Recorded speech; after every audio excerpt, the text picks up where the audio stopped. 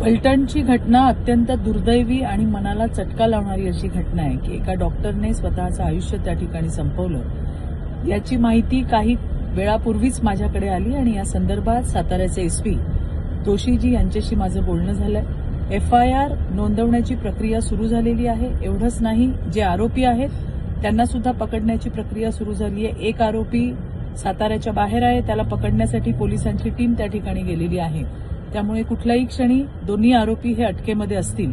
या संदर्भामध्ये मुलीने याआधी अशा पद्धतीचा मला त्रास होतोय अशी काही कंप्लेंट दिली होती का याचा सुद्धा आम्ही शोध घेतोय। जर दिली असेल तर त्याच्यावर कारवाई का झाली नाही याची सुद्धा माहिती घेतोय।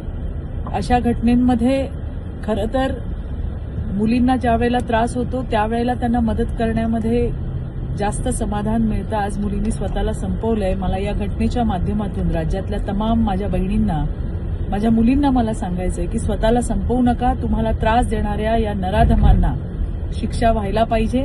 शासन तुमच्या सोबत आहे। देवाभाऊंनी तुमच्या सुरक्षेसाठी 112 नंबरची हेल्पलाईन सुद्धा त्या ठिकाणी ठेवलेली आहे। ज्या वेळेला असा त्रास होतो त्यावेळेला स्वतःला संपवण्यापेक्षा जे आपल्याला त्रास देतात त्यांच्यावरती कारवाई व्हायला पाहिजे आणि त्यासाठी आम्ही सगळेजण तुमच्या सोबत आहोत। पुन्हा एकदा हेच सांगतेय की अशा पद्धतीचं टोकाचं पाऊल उचलण्यापूर्वी शासनाची मदत घ्या, 112ची मदत घ्या। खरं तर तुम्ही असताना तुम्हाला मदत करण्यामध्ये समाधान आहे।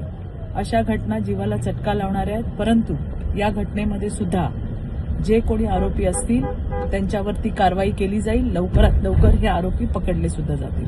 धन्यवाद। जय हिंद, जय महाराष्ट्र।